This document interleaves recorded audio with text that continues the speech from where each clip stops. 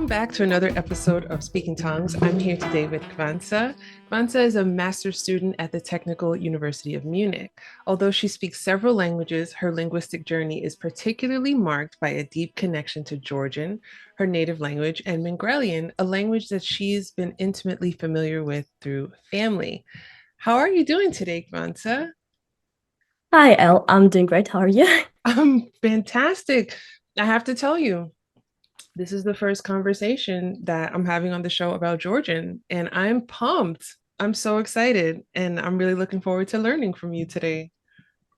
Oh, that's great. I'm excited to introduce you to Georgian. I like to start each episode with the same question, and that is, what is your first language, and which languages have you learned to speak? Okay, so Georgian is my first language. I was born and raised in Georgia. I lived here for 24 years of my life, and I just recently moved to Germany.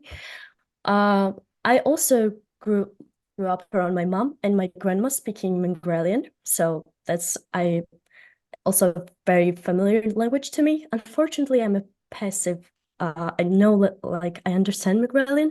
I'm not really a speaker of Mingrelian, unfortunately. Next, I was introduced to Russian because we get a lot of uh, shows and like channels in Russian in Georgia. Like I used to watch Disney Channel and Nickelodeon in Russian. That's how I ended Oh, up. wow. Yeah, that's how I ended up learning Russian. We were also taught Russian at school, but most people don't usually learn it that well at school. That was how I ended up learning it. English is a must in Georgia nowadays, and I mean pretty much everywhere in the world, right? Because it's the language you use for work later on, and it's the language the most information is available in, I guess. So I was taught English from first grade. I had a private teacher. I was very privileged to have a private teacher who introduced me to English mostly through literature, introduced me to English literature, which I'm very grateful for. Mhm. After that, I got into anime, like in middle school. So I was sort of learning Japanese, but I never got very far with it. I can still understand some of it, but I'm not that great at it. Later on at university, I did study Korean instead of Japanese. I was more into Korean dramas by then. So, and I Ooh, got further along in Korean. I have topic level 4, which is, I think it's equivalent to B2, B1 and B2, or somewhere okay. around there. Mhm. I also studied French in high school, but I'm very elementary at this point. And Aren't we all? right now I'm studying German, obviously, because I Okay. have to fit in Germany. I'm officially B1, but anyone who's attempted to study German, I think, will attest that it's very hard to gain confidence in the language, and it's like very hard to get on the speaking level with the locals. So you get like lost in the cases and all those gendered words, which are very unfamiliar to me as the Georgian speaker. And Right. yeah, I'm also like learning Turkish now on Duolingo. Okay. I was laughing because the same thing happened to me when I started learning German and I got caught up in the cases and like, oh no, I don't think I can I don't think I can do this much longer. Growing up in Georgia, and you mentioned that you did have exposure to Russian, you took French in school. Was that common? Were a lot of your peers and a lot of the people, students you went to school Mm. with, or a lot of people in general, is there a lot of exposure to Russian or English or French, or what kind of languages are we exposed to when, we're growing up in Georgia? Yeah, I guess Russian I was exposed to more than kids nowadays are. We used to study Russian from the third grade. Now they start in fifth grade, I think, and they can also choose another language and not study Russian. So less and less people know Russian. But because of our like colonial history and Soviet history, a lot of like older people do speak Russian. So it Okay. was like easy to get exposed to Russian. Especially like all my older neighbors, I had people who spoke Russian because it was cool to speak Russian back in the Soviet days. So I could hear the language spoken a lot. Nowadays, it's way less in Georgian native speakers, but we have way more Russians living in Georgia after the war. Way more Russians and Ukrainians who also speak Russian, so the language is still prevalent, I guess. But the younger people either don't speak it because they weren't exposed to it enough, or they also refuse to speak it because of the political history and just keep protesting Russian, which is like, I guess, understandable.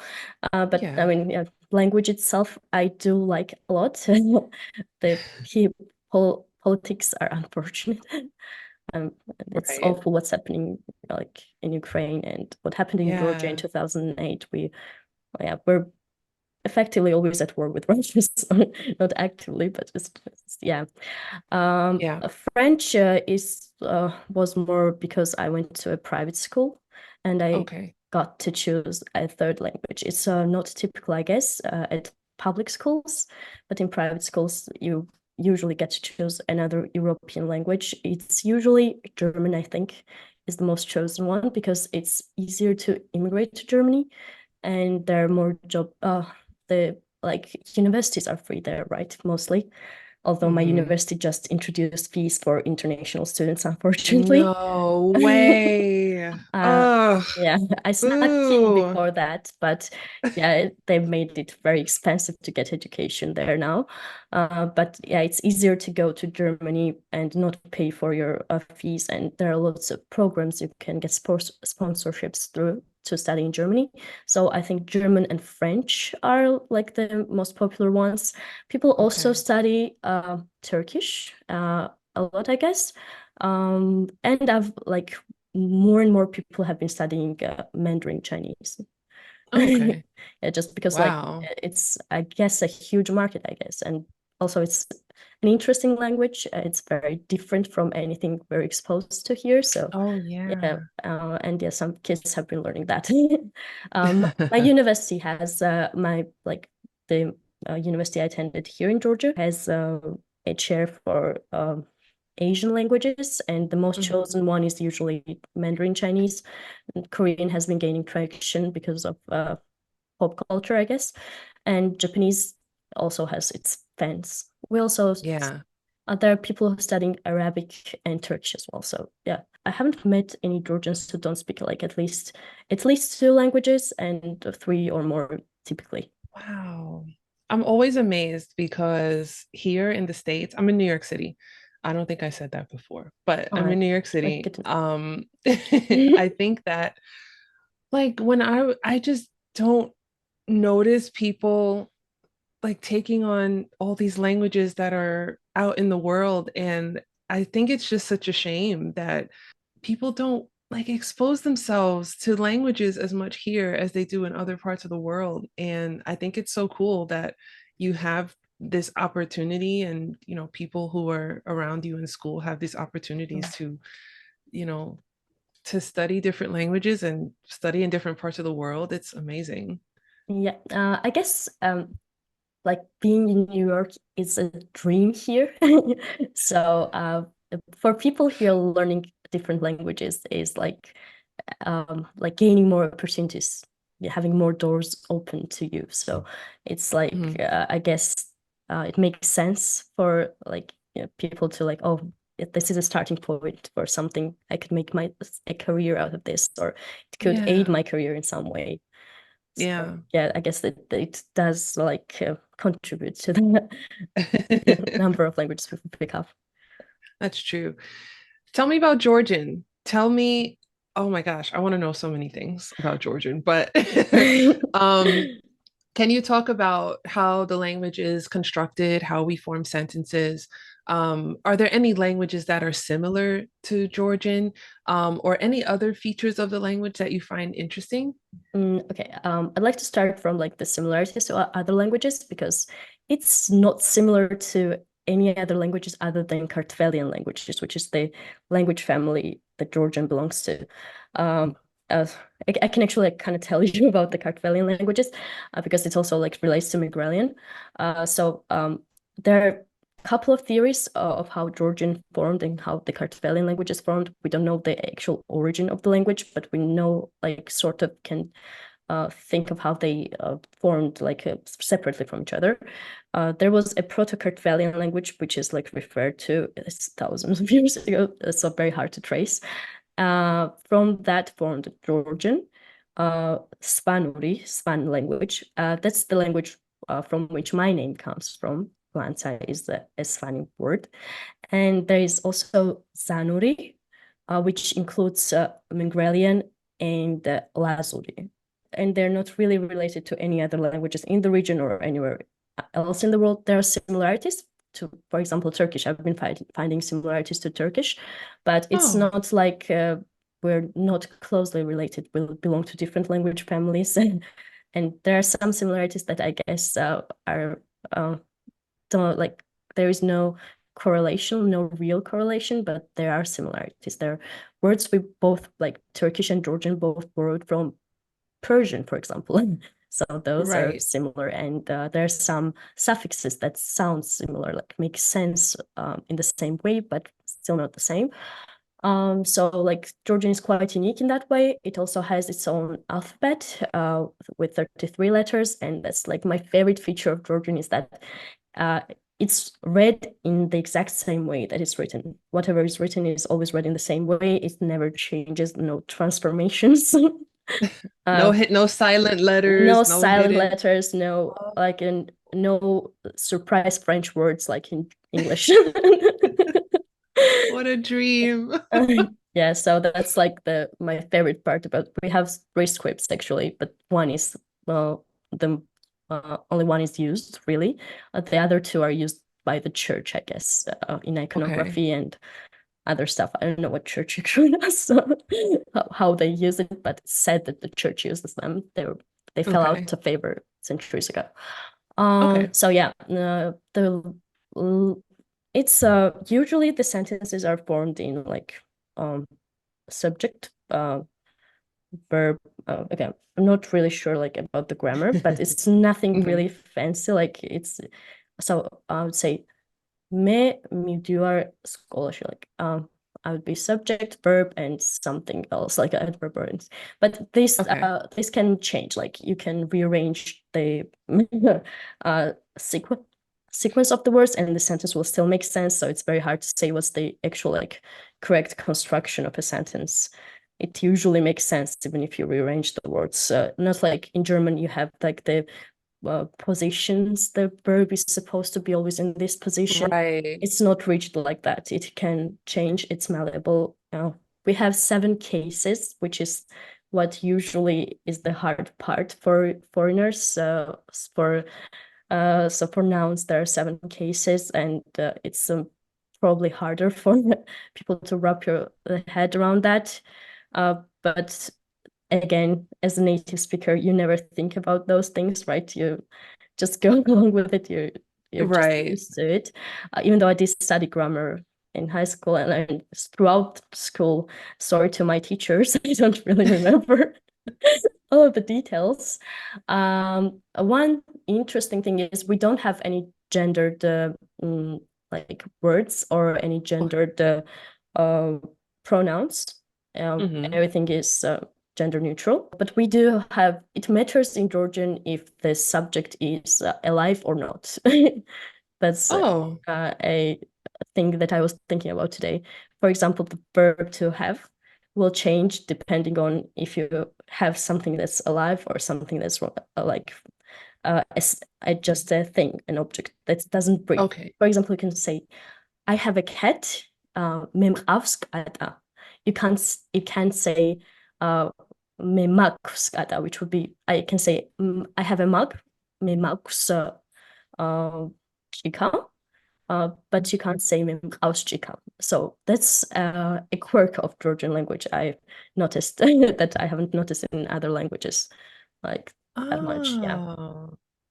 So it depends on the object being inanimate or not. Yeah. So it's interesting because you said it depends on if it's alive or not.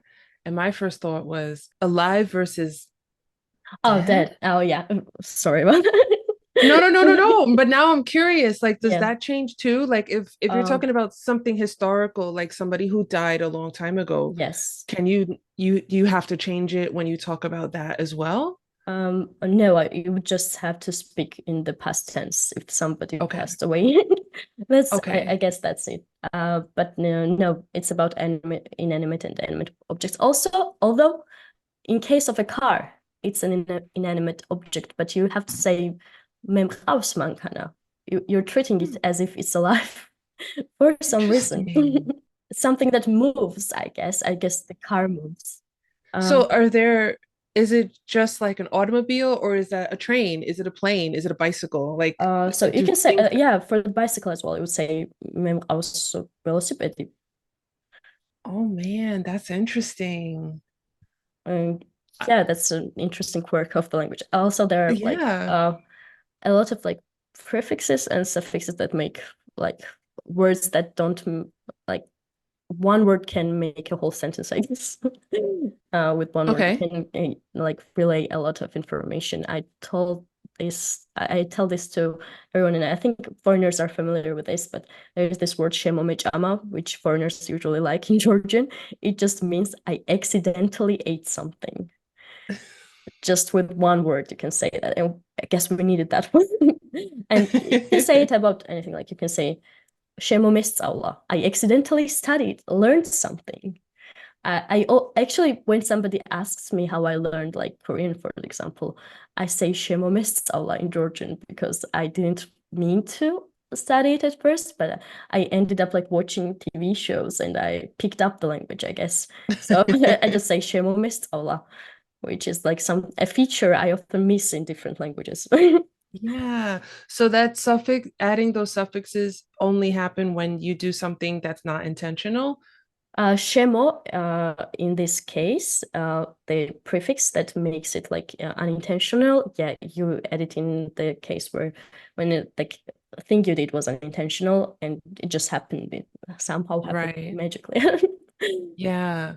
So is that a feature that you think shares with like Turkish, that agglutination, just adding the suffixes onto the end Like, to make yes, yeah, I would say so. Like, I've been noticing that that Turkish and Georgian are similar in that way. I've seen like Turkish words that relay such long sentences, and I guess Mhm. we're similar in that sense. These two languages are, but the way the suffixes are added, like Turkish always adds suffixes. I've noticed. I'm not Mhm. sure because I'm just a beginner right now in Turkish, but it in Georgian it could be a prefix, a suffix, or like combination of prefixes and suffixes. So it gets a bit more complicated. I would love to know how Georgian changes as you move through Georgia, north Hmm. to south, east to west, or parts of the country that share borders with another country. How have you noticed the language changing or people communicating in different ways depending on where they're from in the country? Oh yeah, no, I would use the word dialects, I guess, because we call them that like in everyday life. There are a lot of Georgian dialects, depending on the region. My parents come from Western Georgia.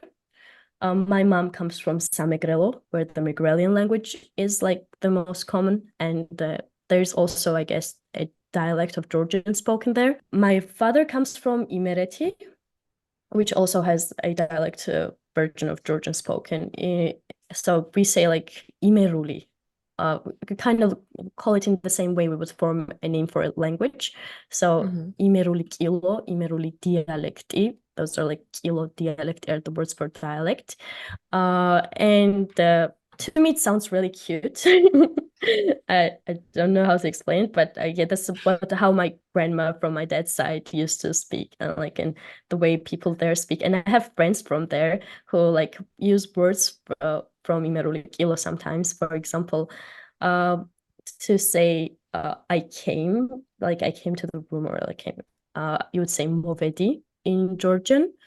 Uh, they would say in Imeruli Kilo modi, like it's like a shorter version. It doesn't have all the Mm, suffixes that it needs to me. Like I'm used to those, and they wouldn't say that. Of course, they also have like words that we don't use in the like formal language that I am often like flabbergasted by the words. I'm like, oh, what was that? What was that? And it's you can argue that a lot of the dialects have preserved Georgian better than they uh like the formal version of it, the standardized version, especially the dialects from the mountains there. Okay. So I went to Tusheti, which is a very very high up in the mountains of Georgia. A fun fact: the most dangerous road in Europe is there. Were Yeah, you on it? yes, I was. Finish your thought and then you have to tell me everything about that. Oh yeah. Oh yeah. But the people there speak it's very discernibly a dialect. It's sometimes hard for me to understand it. But they Mm, use a lot of old words that I had only read in like religious texts or something that we were taught in school. They use those in everyday life. So they've sort of preserved this like pure Georgian, like old words that uh, wow. describe this like animals and plants that exist just there, like local things. Same for other dialects. They describe the local character, they describe the local dishes, they describe the local flora and fauna, and it's harder to do it in other languages. They describe it the best. Also, like a lot of that is preserved in the folk tales, and each like yeah place in Georgia has its own like folklore, and yeah, the folklore also uses those old words a lot of the time. Of course, on the bordering regions, there are dialects that have, for example, there's Ingilori, which I know Okay. Saingilo is a region that borders Azerbaijan. So it's influenced by Azerbaijani. So it's it incorporates a lot of words from there. Hmm. I mentioned the language Lazuri. Lazuri and Megruli are dialects of the same language, I guess, Okay. as Anuri, which it's described differently in different literature. So some people don't think they are like dialects of the language and they're two separate languages. Some people think they are dialects. So that's arguable, but what differentiates Lazuri from Mingrelian is that Lazuri incorporates a lot of Turkish because predominantly people who speak Lazuri live in Turkey. Actually, only one village of Lazuri speakers is in Georgia. Everybody Okay. else is in Turkey. So I Wow. imagine they speak more like Turkish than Mingrelian or Georgian. Hmm. I actually met Yeah. someone whose mom is from that region, and he like tried to speak to me in Georgian, which he assumed was Georgian because his mom is like Georgian ethnically, and yeah, we couldn't understand each other. Yeah, That's crazy. so, Wow. yeah, I met him in Germany like randomly on a hiking trip. That's so interesting how this all this variation going on, especially with the people who live in the mountains, like who have been able to preserve that language for such a long time. And wow, I need to hear about this dangerous road and what your trip was like. Uh, of that trip is a whole other podcast episode. uh, like a long story short, it was for my university. We had to do a 10-day retreat in somewhere outside the city. So I thought I was very lucky that I got Tusheti, but apparently it's very dangerous to go there for 10 days just to camp outside when you have no camping experience. And yeah, surprisingly, the road wasn't the most dangerous part of the journey. Yeah, it was like it was pretty harsh, Oh but my it's very goodness. beautiful. I don't want to undermine how beautiful Tushet is because I remember like first of all I was really scared of the road. The roads are like slanted. On the mountainside, they always get whenever it like rains or snows or something, the roads are destroyed. They have to be like rebuilt again. No. They keep like excavating the mountain more and more so that the roads stay. So if you go there, maybe helicopter. But yeah, you can go with the roads if it's like just make sure the weather conditions are perfect because I wouldn't want to put anyone in danger. Yeah. Also, there's some towers there, very old Georgian architectural Tushy architecture from Tusheti. It's like it seems like you're in a fairy tale. Like parts Oh of it my look like it. goodness. Fun fact, Hayao Miyazaki used not from Tusheti but from Svaneti towers in one of his films.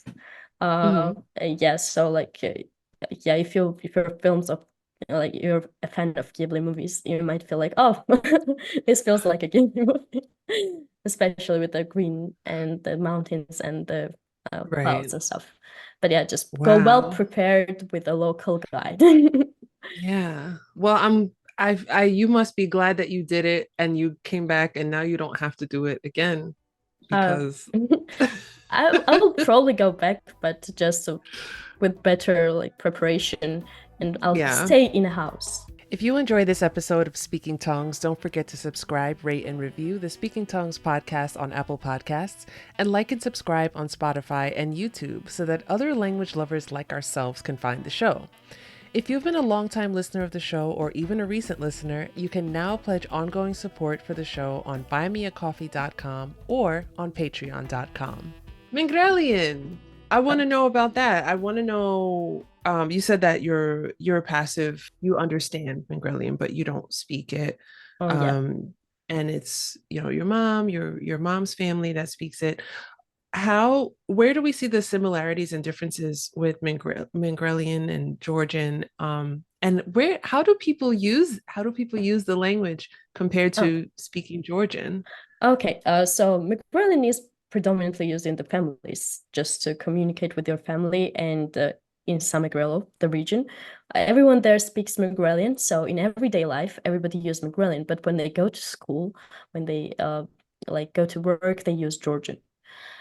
So it's like very much day-to-day language. Although there have people do write like poetry, songs. There are a lot of folk tales and songs in Mingrelian. It's usually used as a language you communicate with your family. Now, my mom is a native speaker, and my grandma used to live with us when I was very young, so they used to communicate in Mingrelian. So, if two people speak Mingrelian and they speak Georgian, if it's about a personal matter, they usually choose Mingrelian. I would say that in every situation, I guess that's the language it's closest to them, I guess. So they Hmm. switch to Mingrelian if they know the other person also speaks Mingrelian. Not Right. with me though, because now I don't sound like my last name is not Mingrelian. You can tell if the last name is Mingrelian or not. So even though I insisted as a kid when I went to San Mingrello that I understood Mingrelian, kids would still speak to me in Georgian. Oh. And I'd be like, oh, you guys. And I was like, I understand everything. I can say it, and I don't have the Mingrelian accent, so I sounded funny, and I kind of gave up on it, which I regret now. Mm, But I understand it pretty well because I was a listener, and I still like my grandma sometimes speaks to me in Mingrelian. I asked her to speak to me in Mingrelian, and I understand it. How are Mingrelian and Georgian similar, right? There are a lot of yeah. similarities. Like you can tell how Mingrelian formed from Georgian. Like there are certain sounds that, for example, for example, the word for 100 in Georgian is asi, and I see. In Mingrelian it's oshi. So uh, s transforms into sh. So the Mm, sounds we call sisina sounds. The with s is the sisina sound, and sh is shishina sound. So like s transforms into sh. There are also and yeah, Atsi is a man in Georgian. Ochi is man in Mingrelian. So there are a lot of transformations like that that right. you can like link back to Georgian. But also, obviously, there are a lot of different words and different sentences are also formed in a similar way to Georgian. Although I'm not very familiar with grammar, I tried speaking with my mom about it, and she's also like being a native speaker went blank, and she was like, I don't know how to form sentences. But yeah, no, it's pretty similar to Georgian, but it's a completely like if you only speak Georgian, you understand very small part of Mingrelian. Uh, Okay. you can try to understand. You are like with dialects, sometimes it can be hard to understand like a dialect for a native speaker, but it's beyond that. It is a different language. Although some people have been recently arguing that Mingrelian is a dialect of Georgian, which doesn't make much sense, to be honest, and is rooted in some politics, Right. which I'm not really qualified to talk about, but It's the fine. what I've thought, like what I've read and like seen, I did study a subject called Georgian language and Georgians in my university years, and we discussed this subject. And yeah, I did come to a conclusion. It is a separate language for sure. And yeah, I haven't met a Georgian speaker who can understand Mingrelian without any Mingrelian experience. So, Oh, and there are a lot of words, like a whole slew of words, like that are not related to Georgian at all. There are a lot of very beautiful songs in Mingrelian. There will be a lot of beautiful folk songs in Mingrelian, which are sung whenever like Georgian folk songs are sung. One more like fun fact about Mingrelian is that in a lot of cases when a region speaks a different language, there are like people feel like they don't belong to the like country, or they belong to the region mm, foremost. In my experience, at least, I feel like speaking Mingrelian means that you are Georgian. It's just it equates to that. So uh, people don't feel like that they are separate from Georgia or something. They're like, I speak Mingrelian, they're from Mingrelian, and I am Georgian, yeah. which is a cool thing. I think. I think that's really cool because I think one thing that we forget a lot when it comes to language nowadays is that a lot of languages that have been spoken and are still spoken and get become minoritized or become dialects predates the modern political border that exists right now.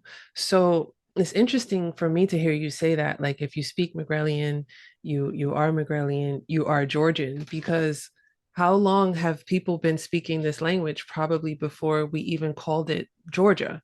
And we knew it as this, geopolitical part of the world where you look on a map and there's a clearly defined border. So to me, I love languages like that because they say so much about a region, they say so much about a history, and they say so much about everything that came before the the state was formed. And I think that is separate. The state is one thing and your passport that you hold is one thing, but your heritage is another, and Mm. that kind of predates everything, and it really does solidify an identity when you're able to speak this language and still speak this language after hundreds, thousands of years. Do you know what I mean? Yeah, yeah, I think I get it. It's like actually I want to say like it's very impressive for Mingrelian to have persevered for so many like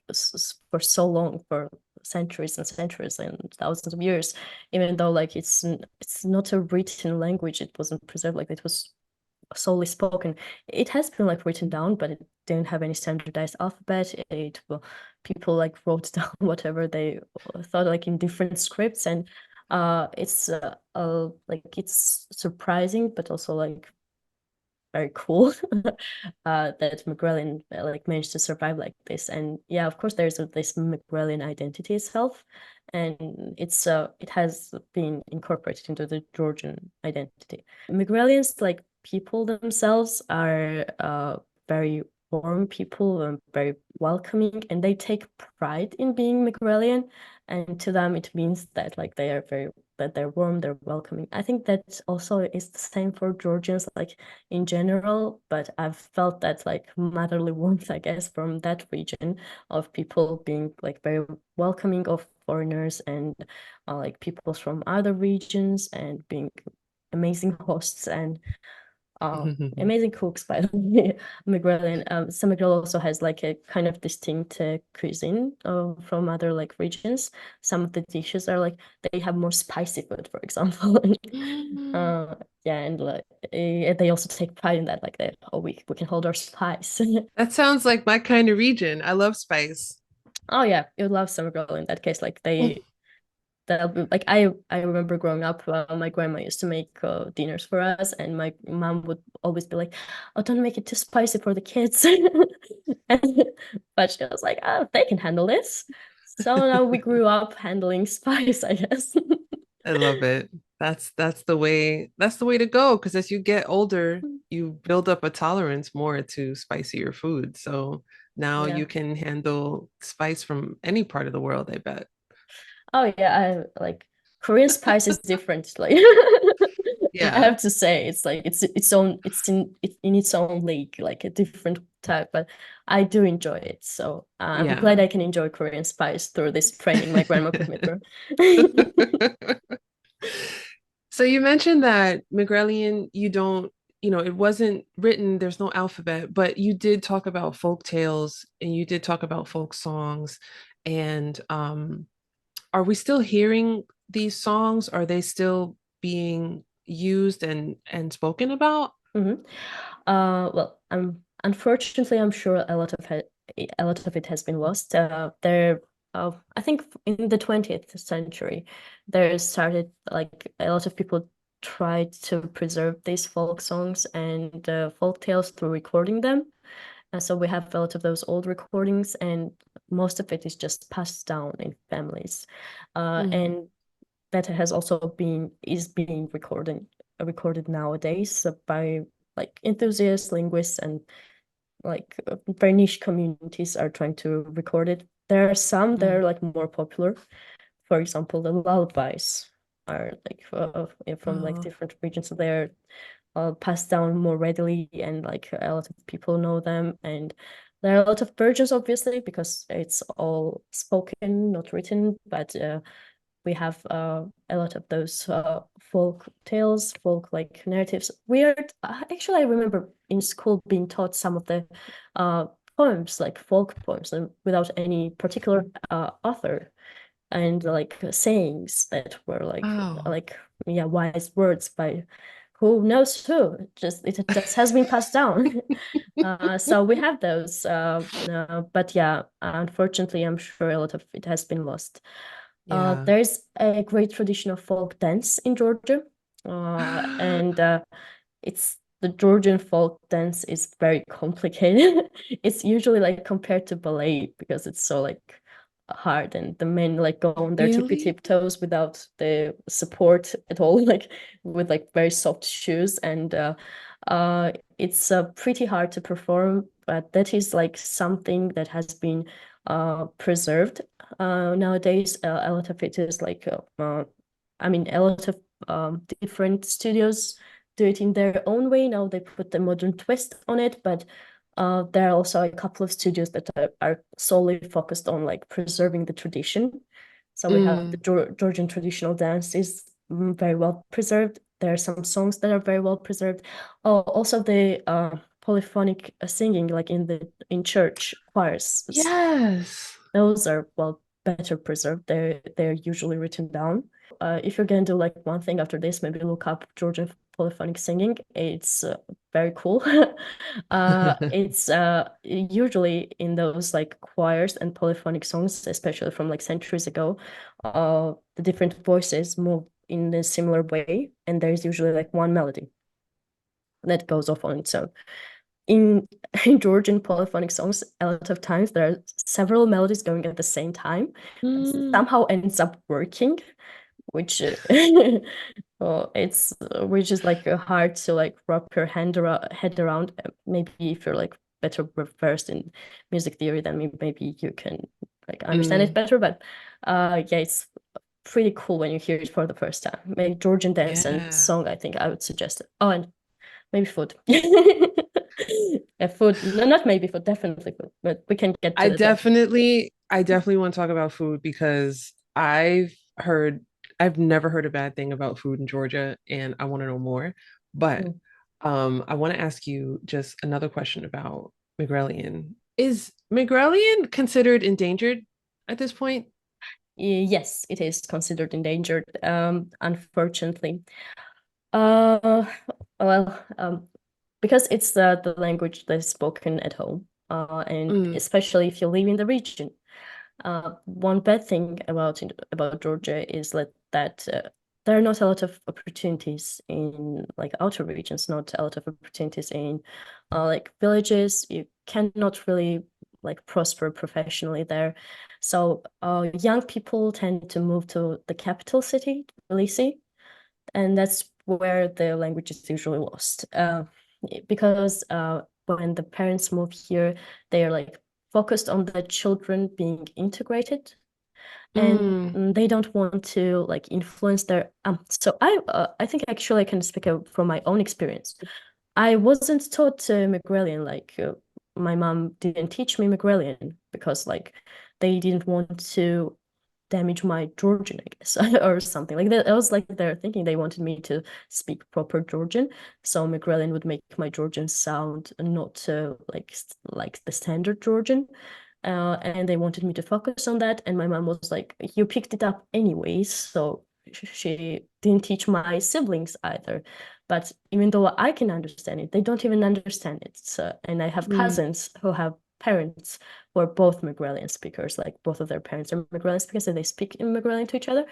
Uh, in same in my cousin's like case, the oldest one understands Mingrelian, the like younger two don't. And it's that's usually how it's lost. That people like kids don't learn it when they live in a community that doesn't speak it.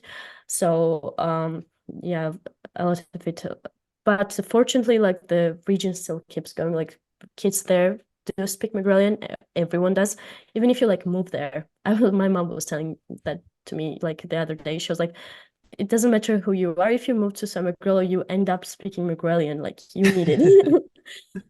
And yeah, I was like, I remember like asking her because notably Russians didn't used to like learn Georgian when they moved here because they could mm. like go get by with only speaking Russian, which I find disrespectful. If you live in a country, you should at least make the effort. I know it could be Yeah. hard to learn the language, but you could, and a lot of people didn't make the effort. I think nowadays the people like younger people who moved to Georgia because of the war are trying to learn Georgian, which I commend if they do that, but a lot of times they didn't. And I asked her, like, even Russians, like even the Russians who moved there, did they learn Mingrelian? Because Mingrelians speak Russian. Like a lot of Mingrelians did speak Russian because they used to go to Russia to trade and they needed Russian. And she was like, no, yeah, even Russians, they spoke Mingrelian because that's what we Mm, speak like in everyday life. And otherwise you wouldn't be able to communicate with their neighbors. And like in villages, people live very close by and the communities are more important. So unfortunately, because in the city, that doesn't happen. We don't have those close-knit communities anymore. People don't learn Mingrelian. So there are like some efforts that have been started for this, like to aid Mingrelian language, notably like some online projects of like preserving Mingrelian. People are There are some people like on their own doing like Facebook groups and stuff like, and there are also like the good. research institutes trying to do that. Not one like overarching effort that I've heard of, Okay. but I think there was a book published recently, a book for learning Mingrelian. Like, in it was published in Georgian. It's a textbook you can use to learn Mingrelian on your own. So I think that's a cool thing. If things like that happen more often, it could aid Mingrelian. And I think there are people who are interested in learning the language, even though they are not living in San Mingrelo or aren't Mingrelian. Mhm. If we just make it more like easier for them to access those materials, that there are very little materials I can tell you because I tried like at some point to find materials to get my Mingrelian better, and it was very hard to find the It's materials. hard. Yeah. So the more materials we give to people and the more traction it gains, maybe it will get better. But of course, it's a very Yeah. hard subject. Some Right. languages like do suffer because of like this urbanization. I guess in the end, the best thing would be for the region itself to be so like strong that people wouldn't have to move. Yeah, That's the best policy in my opinion. I think so. I have a question, and it just occurred to me, like if you're in that region and you're texting somebody on your phone Mhm. and you're both Mingrelian speakers, do you text one another in Mingrelian? If there's no alphabet, Uh, how do we talk to one another? Okay, so I kind of skipped over that. They use Georgian alphabet with some sounds added. There's several sounds Oh, that don't exist in Georgian but exist in Mingrelian, and those sounds are added. So I don't. There is a keyboard, the Mingrelian keyboard you can use nowadays, but that is a very like a recent development. It didn't used to be, and that's great. it Yeah. wasn't standardized until I guess the keyboards, to be honest, like the because people have to use it, and there are a lot of like Wikipedia articles are translated to Mingrelian, and uh stuff is being written down now, but originally it wasn't. Not everyone uses it in the same way. It's still not standardized, so people don't agree. Even Mingrelian, even though it's like a like in a smaller region, it's concentrated in a smaller Mhm. region, has its own dialects, and people really don't agree about how some of the words are pronounced and some of the words are written. So it would vary from person to person how to write things, and they will fight you in Facebook comment sections. I've seen that. About Wow. yeah, about Oh like my writing goodness. something in a different way, and you'll try to explain that it's not standardized and it's the way we say it. Right? It's yeah, it's not standardized, but people do that. I've seen my cousins, like my actually cousin, children of my mom's cousins from that region. They even post like stuff on their social media in Mingrelian.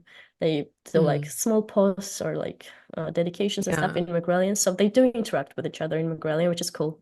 I know that you're studying technology, Mm, and I know that you're really into TV, which I think is cool because I love TV too. Probably a little bit too that's right. much because I have a stack of books that I need to read, and I'm like, just please stop watching TV. I'd love to know where you're seeing intersections of technology and language in tech, and how, in your opinion, you see these two disciplines linked.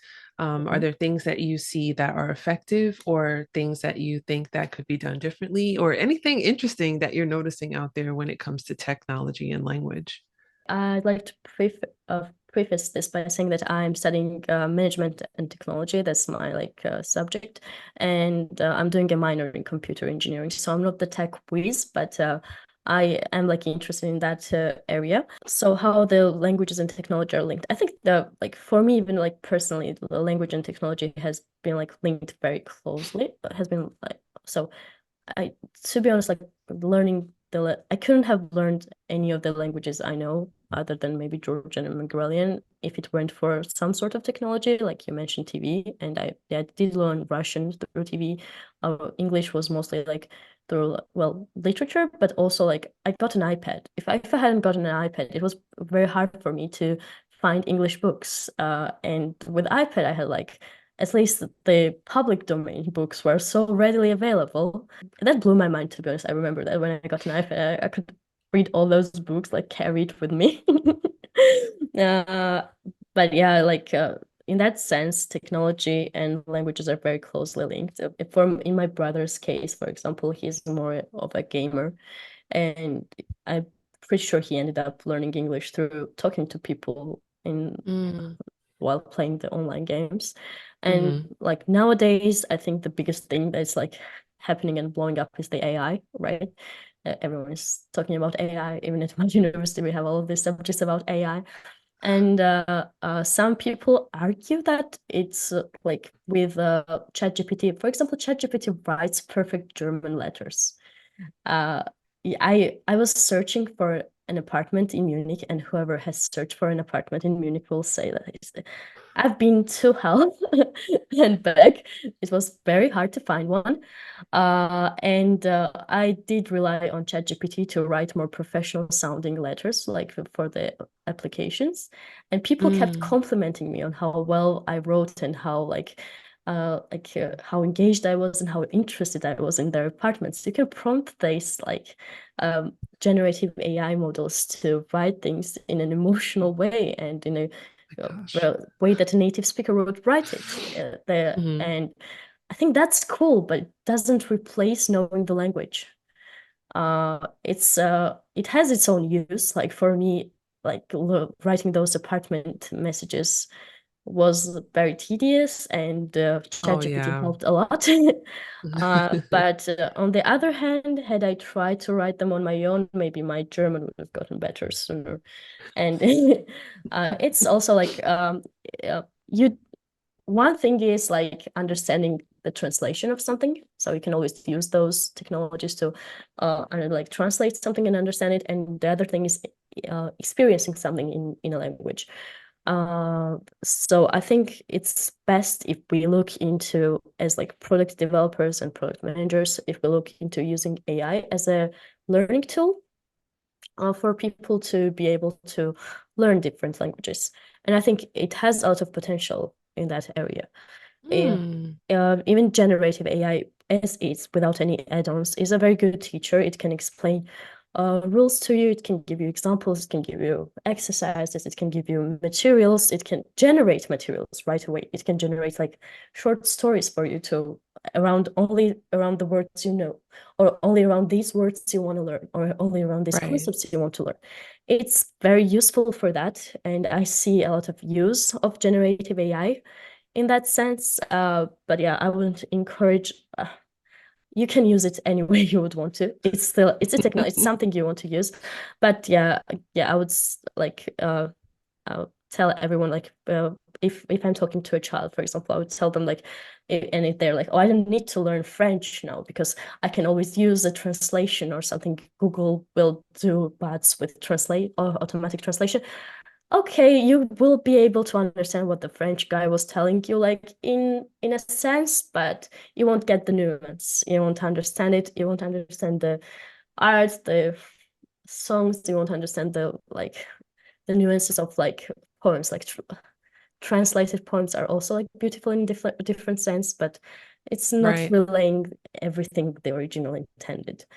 So I guess there's still a lot of uh, like old-fashioned learning left for language enthusiasts out there. I hope so. I think about that a lot, and I find AI to be scary, but I realize why I think it's scary is because I don't have a full scope of what it's doing and what it can be used for. So that's partially why I asked that question. But I love that you brought up not being able to, you can translate it, but you'll be missing the nuances with things like songs and poetry and things that I think cannot be replaced by technology is our heart, our human spirit, our desire. And I hope that people, I think what scares me about AI, I don't even want to get into this, but I think I think what scares me about AI is like losing that humanity and losing the mistakes, losing the imperfection of Mm. humanity and replacing it with a very neat and perfect language expression of who we are. And I think much like your story to the mountains of Georgia, this is probably a conversation for another podcast. That is a very interesting topic you brought up about uh, not being able to make mistakes as humans now. Because I was thinking about that recently. I use Grammarly on my phone. I got a premium version of Grammarly through my university account, and I've been like abusing it. So I kept like correcting the sentences I was writing to my friends, and it kept correcting me in a way that just lost all the nuance I was trying to relay. And I was like, if I just automatically keep on accepting the corrections, I'm just going to end up sounding like a robot. Yeah, yeah. It becomes very sterile after a point. And there's something I think beautiful that makes us all human is, the mistakes that we make and the quirks and the you make a mistake saying a word to your friend or your parent, and then that word becomes a part of your relationship vocabulary forever. And it's like I don't want to lose that. And I don't know. I think I'm a little old fashioned, but I think we can Anyway, find ways to keep it, like keep our mistakes and our humanity. So I think we should keep that. We should be mindful of that. Yeah. one thing that I know technology cannot replace is food. Oh yeah. And we love food. We love talking about food on this show. And I've heard that Georgian food, like I said, is some of the best in the world. And I've also heard that Georgian wine, I've actually had Georgian wine before, but I know Georgia has a reputation for having the best wine in the world. Forget about France, Italy, Argentina, Spain, go away. Oh yeah. So Georgia Georgia is wine is where widely it's at. Georgia is widely regarded as the birthplace of wine. The Right. oldest wine was found in Georgia. So I guess that's one part of the equation. But no, I might be biased, but I don't think Georgian wine is really good. It's very different, especially the one that's like made traditionally. We use these Mm, huge clay.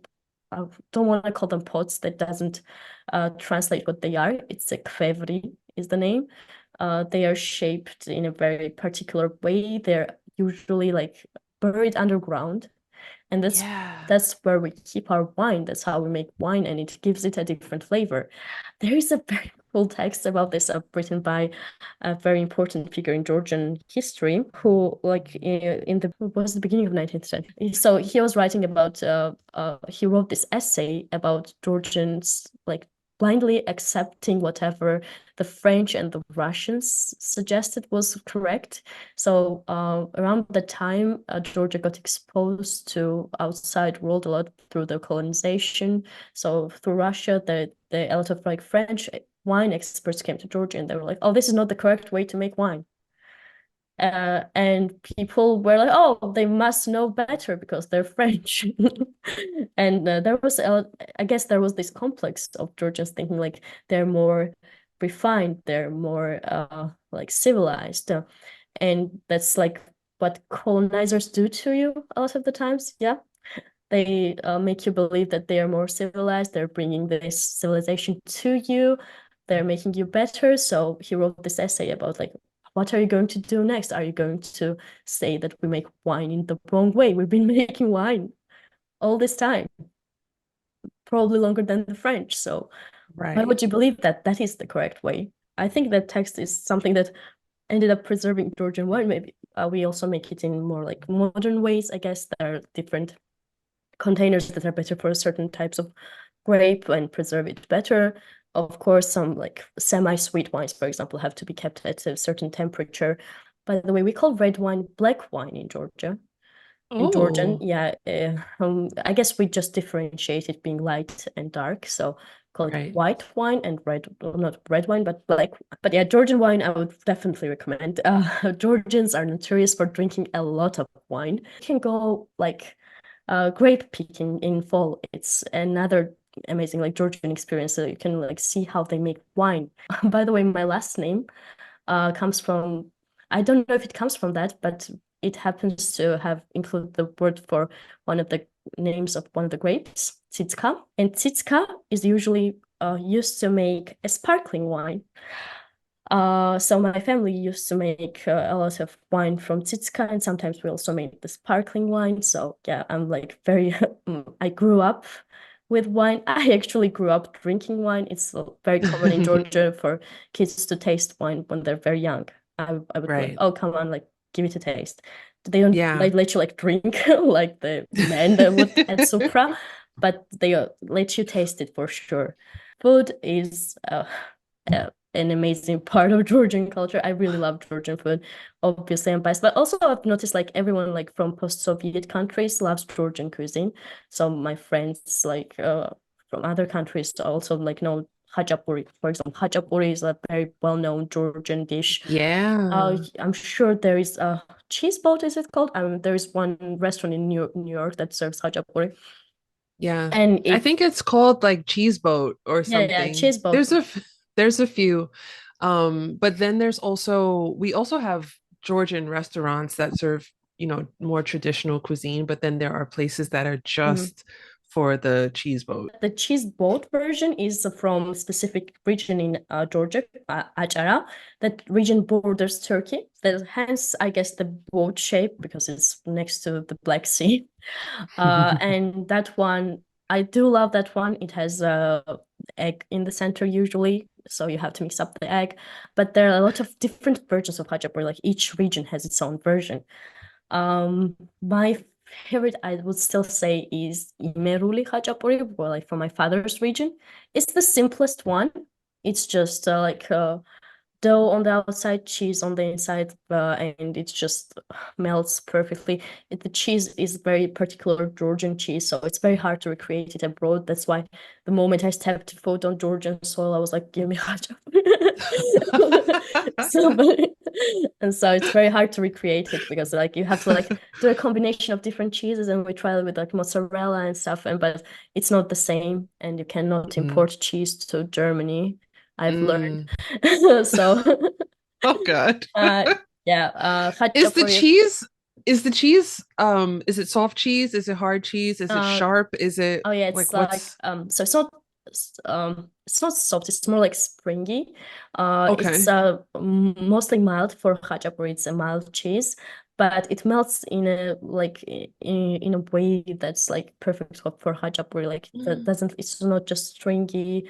It's like amazing. One more thing I would like to mention with regards of cheese, there is this Mingrelian cheese, sulgoni, which is so in Samagrel we have this dish gomi. So think of gomi as rice. Basically, it's a sort of it's made with cornmeal. It's like harder than, it's not like oatmeal or something, but you boil the cornmeal and it gets like hardened. It doesn't like, it has a very mild flavor, but you eat it like you would eat rice with every meal, and you put cheese inside that, and the cheese melts, and it's just perfect. It's just, I like gomi. Yum. Gomi dakweli is like gomi dakweli and mchadi dakweli. So dakweli is cheese. Mchadi is uh, if you know arepa, it's similar to that. It's made in a bit of a different way. Is, I think the biggest difference is the way the cornmeal is ground. It's in a Okay. different size. Right, Uh, right. but yeah, it's similar to arepa and just the simplest dish. Very, very iconic Georgian combo. I think Ali is a Georgian dumpling. It's a soup dumpling, and it's the size of your fist, so you have to eat it with your hands. And Oh my God. I love No, I love soup dumplings, so I'm excited to hear about oh this. yeah, you have to eat it with your hands. If you like put a fork to it, the soup is going to spill out and you're going to get dirty looks from everyone, so you don't want that. Pick it up with your hands and just bite off a little bit, like drink a bit of the soup, and like just enjoy it. It's an experience. Uh What's it's what meat. kind of soup or what's the filling? Oh, Okay, it's meat. Okay. it's so usually it's meat, but there are vegetarian options and like vegan options. I'm really looking forward to trying a Georgian restaurant soon. Samantha, thank you for this conversation. I learned so Mm. much. I like to end each episode with the same question, and that is, do you have any jokes, popular Oh, sayings, tongue twisters, cool slang words, idioms, words of wisdom, or words of advice in Georgian or Mingrelian to share and to teach us? mm, actually, yeah, there's one thing I want to share. I was asking my grandma like what cool things do you know in Mingrelian, and she didn't come to a conclusion for anything, but she kept saying this one thing that I love about her. Even if she was talking to me in Georgian, she would say "Skan golua piri." And we have the same thing in Georgian as well. Shen shemogevle. It is a term of endearment, very hard to translate. Like literally, it means like I went around you, or like I'm going around you. But it basically means like this person like is like I just wants to like surround you, wants to like protect you, and like it's a very warm word, and I always associated with my grandma. Whenever like she sees me, like she's like, "Oh, skangolopiri, like come here." Like it just to me, we don't say "I love you" a lot in Georgian, and I guess in a lot of like cultures, it's not common to say "I love you" a lot. But skangolopiri is "I love you" to me in my like in Mingrelian. That's what my grandma says. That's I feel loved whenever I hear that. So, Oh my gosh, uh, I'm gonna tear up. I love that so much. yeah, I do love that phrase. So, uh, Can you teach me how to say it? uh, oh, right. Actually, I'm not that confident myself, but you say skani, Skani yes, goluapiri. Goluapidi. Yes, actually, yeah, Skani Goluapidi. yes. Okay. And that's how you'd say it in Georgian? In Georgian, you would say shen shemogevle. Shen Shemogevle. Yes, shen means you. Uh-huh. If the listeners know like Turkish, they might be like, "Oh, sen, shen." It's like a similar word. Shen shemokevle is in Georgia. Thank you so much for sharing that. That's lovely. In Georgia, or in the Mingrelian region, whichever you decide. You've been talking to someone for quite some time, but it's time for you to go your separate ways. What is the best way in either language you first comes to your mind? Mm. What is the best way to say goodbye? Uh, I would say the first thing that came to my mind is "Nahomdis," which means like till we see each other again. It's the Georgian version. Nachwa medis? "Nahomdis," yes, Nachwa medis? yes, "Nahomdis." Nachwa Mm. medis? Yes, you're good. Gvantsa? Gvantsa, thank you again for this conversation, and I will be talking to you soon. "Nahomdis." Bye. Bye. Special shout out to Speaking Tongue supporters and listeners Heidi L., Pat N., and John L. New episodes of Speaking Tongues are available every Monday, 7 a.m. Eastern Standard Time.